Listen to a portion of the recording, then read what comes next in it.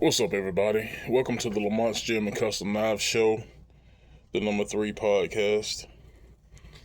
Um, I've got a few things to talk about today. I did a podcast last week, maybe 2 weeks ago, on the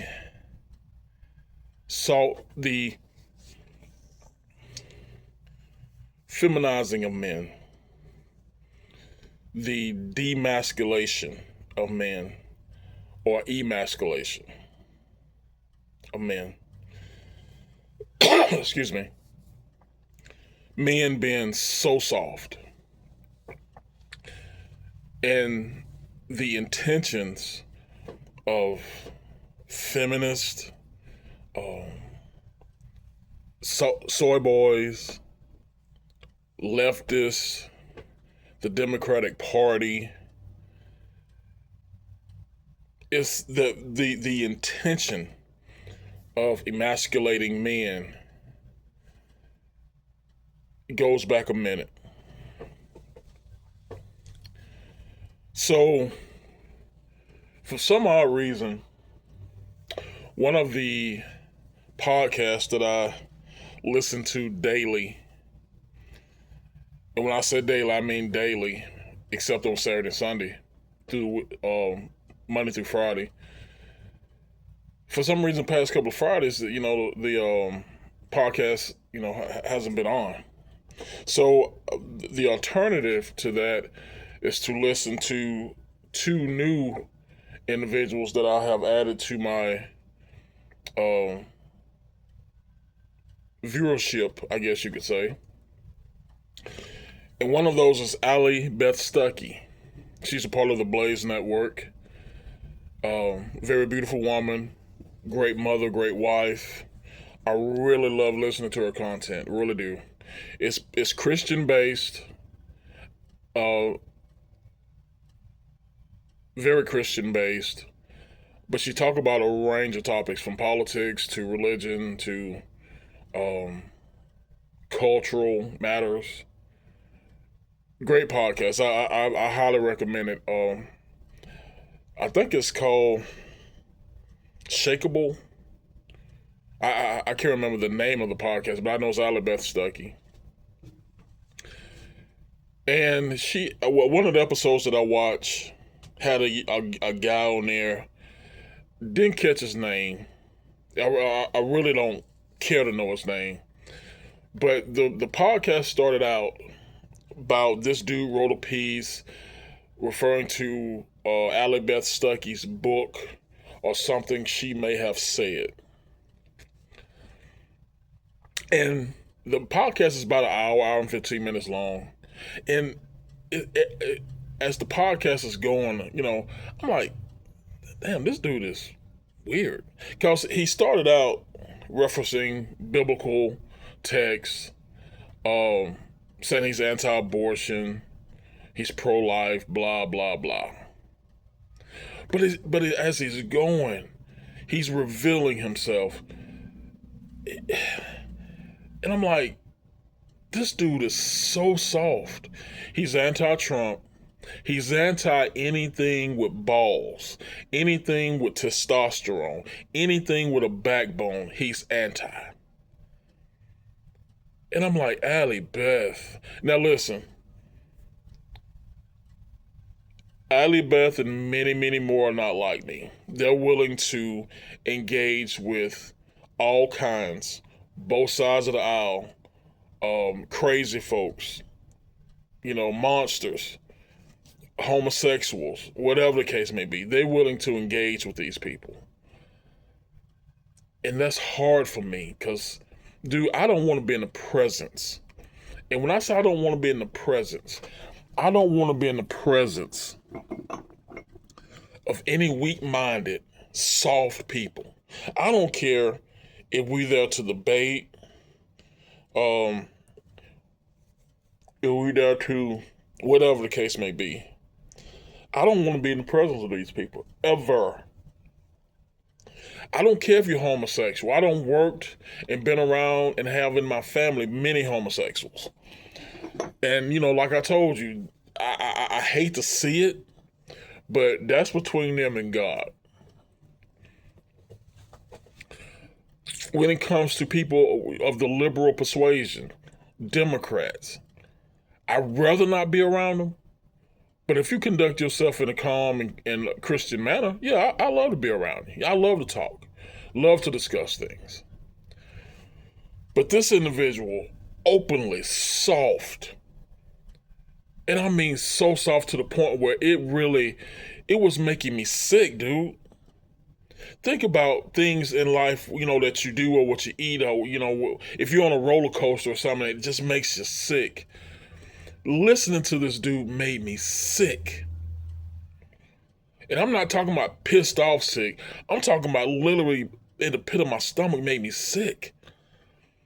I hate soft ass men. I hate soy boys. And let me put a little bit of context on that. I don't care if you tad bit feminine and you're homosexual. Don't care. I will engage with you. I have engaged with individuals like this. Some I didn't have a choice, but I don't care.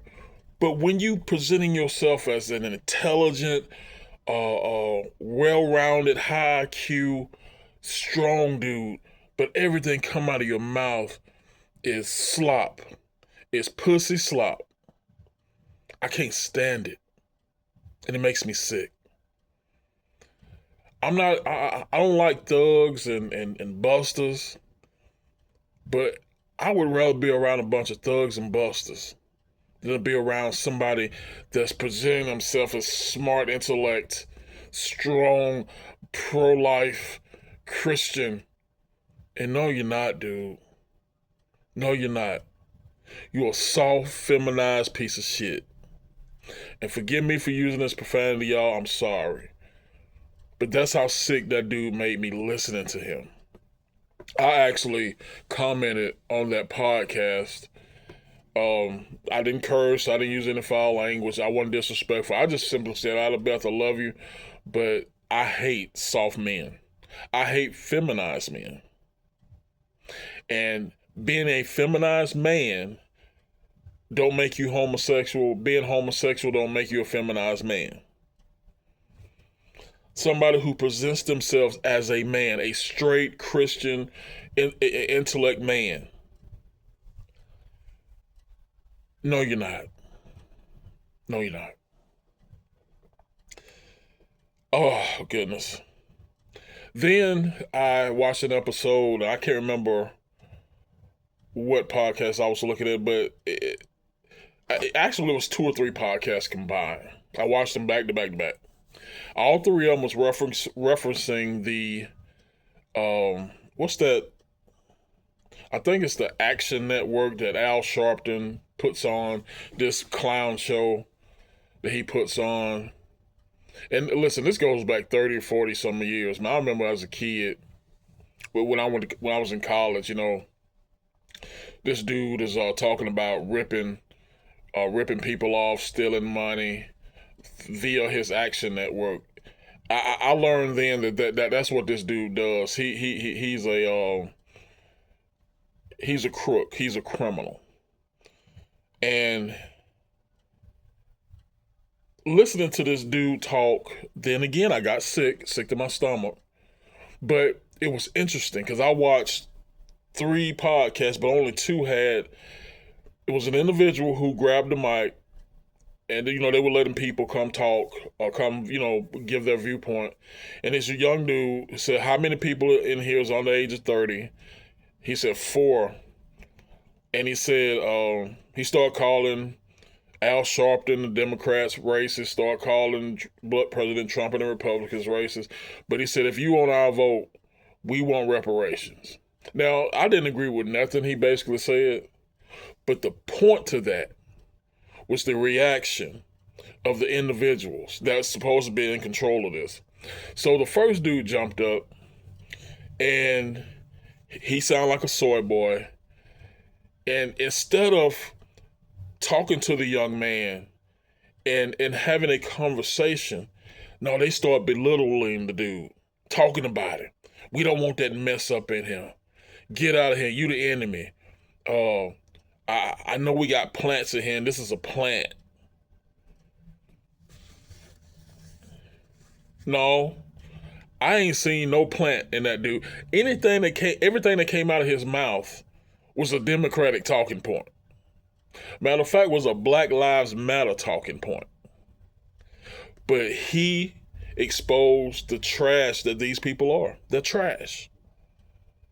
I pray that this podcast, this show gets to each and every one of them, because from Al Sharpton to all the clowns he had around him, y'all are trash.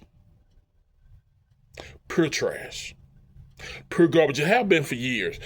And one of the interesting things the dude said was, we sick of y'all old folks. Y'all are dinosaurs. Y'all are nothing. Y'all are what was that Al Sharpton said?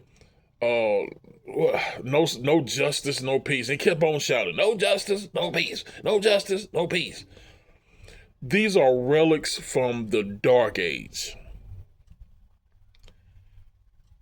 And I'm going to be honest with you, I don't advocate for the death of any human being.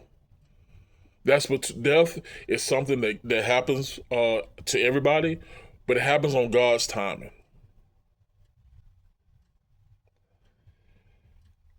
But this thought process, these individuals, anybody connected with this Action Network or the NAACP and their mindsets, we don't need these people in our lives. We don't.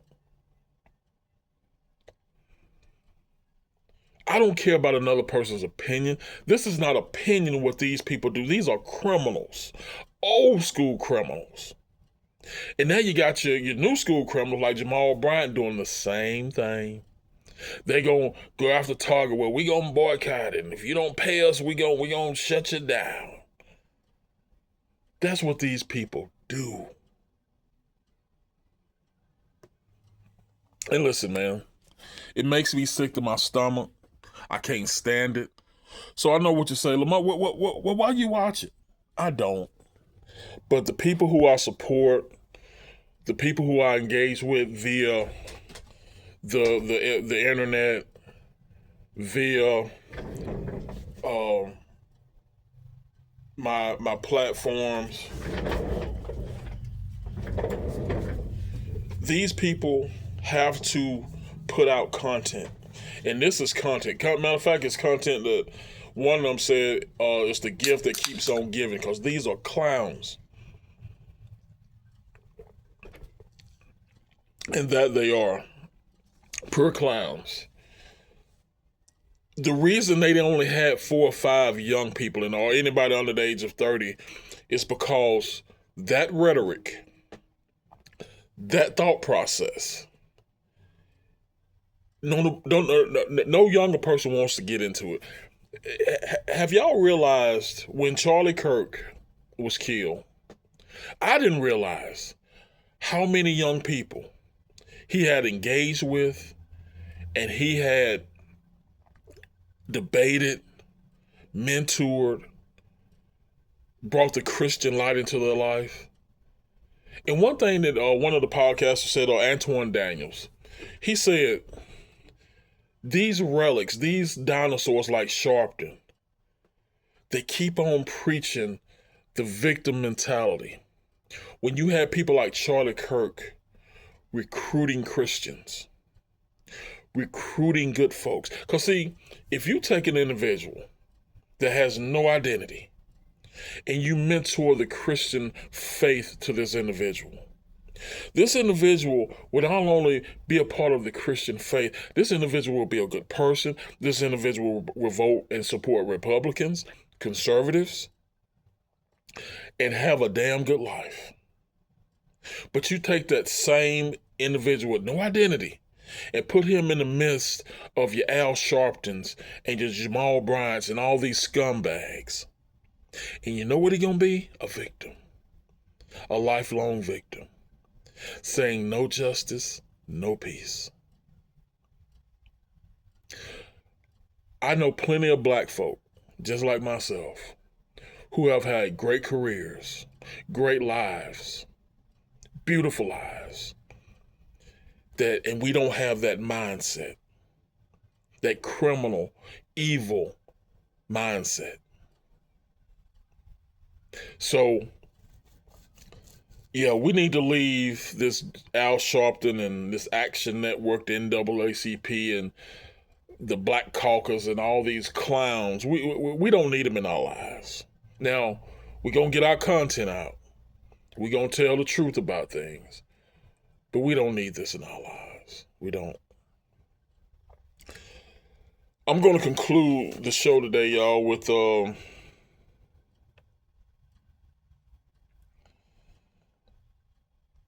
some news I got yesterday via the news, the real news.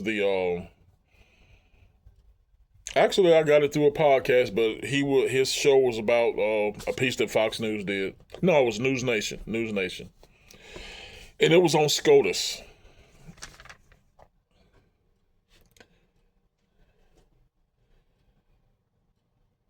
And SCOTUS, it was reported, had already come to a conclusion on redistricting. But the liberal folks on the Supreme Court is trying their best to stall, to hold off on getting this out before the midterms. Now, to my knowledge, I thought that news would come out in April. I'm sorry, in May, June, and July. The decisions that have been debated, will come out in May, June, and July. Could be wrong on that. Sorry about that. Had something going on, but yeah, I thought the decisions that have been debated and talked about, the decisions will come out in that period of time. I could be wrong. I just remember it was sometime, it's either early late summer, when they announced the abortion thing. They struck down that abortion crap and gave it back to the states. I just remember that. It's been 2 or 3 big decisions made over the past 10 years that I have listened to, but I listened to them not from the news, via other podcasters and news entities. But anyway, before I get off track, so that's actually 2 or 3 big decisions, but this one was reported yesterday about the redistricting. Y'all, this needs to get out before the midterms, and I'm not afraid of Democrats taking over the House or the Senate. I'm not worried about that. If they do, then this country deserves everything it gets. Just like New York City deserves everything it gets. Just like the city of Chicago deserves everything it gets. I thought we got to the point where, unless you are in these states and cities that love criminals, love illegal aliens, and all that, if you in any state or city that leans moderate or conservative, nah, we ain't got to worry about that, dude. Because the communist psychopaths has taken over the Democratic Party, and I don't care if you're old school Democrat, I don't think they're down with that. That's just the way I feel. So, but I said this about the redistricting. I saw that in the South itself, all the southern states, and I know a lot of people consider certain states not southern, like the Carolinas and Missouri, but they're all southern states, all the way from hell, many people would consider Ohio a southern state, but it's not. But from Kentucky to Texas to Florida to the Carolinas, West Virginia, these are southern states, and the southern states, if this is announced within the next month, can pick up 9 seats.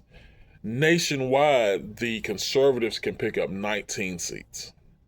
And the map that we saw, it was, picture a wall, all red, and just one or two dots. About 5 or 6 dots here or there, here and there. The red is conservative areas. These dots were basically cities, pockets of liberalism. So I'm like, if that's true, and this country is that conservative, or even just moderate, let's just say moderate, too conservative, how in the hell do your Chicagos and your LAs and your New Yorks have the biggest mouthpiece? Well, I guess people will say, well, you take the state of Alabama. Well, you got 2 to 3 million people. When you take the city of New York, that's got 15 million people. Just the city of New York, not the state, just the city. That's how they get this mouthpiece. The city of Los Angeles, I think 10 to 12 million, something like that. The state of Arkansas, just like Alabama, maybe 1 or 2 million people. So yeah, you got these areas that's all red, but you got these 5 dots that are all blue. And even these big old pockets of red, a teeny tiny dot, like in Alabama, you would have Montgomery and Birmingham. That's going to see that teeny tiny dot because it's liberal. In Tennessee, you're going to have Knoxville and Nashville because they're liberal. So if it comes out, that'll be good news. And I really don't think we will have to worry about the liberal influence in Congress for a long, long time. I just hope it gets done with President Trump in the driver's seat. But anyway, that's all I got for you guys. I appreciate you and I love you. Talked to a young lady this past week. She was interested in the documentaries that we're working on.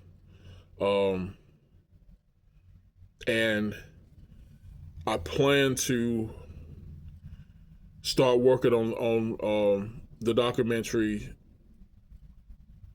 within the next month. The documentaries that we have been a part of,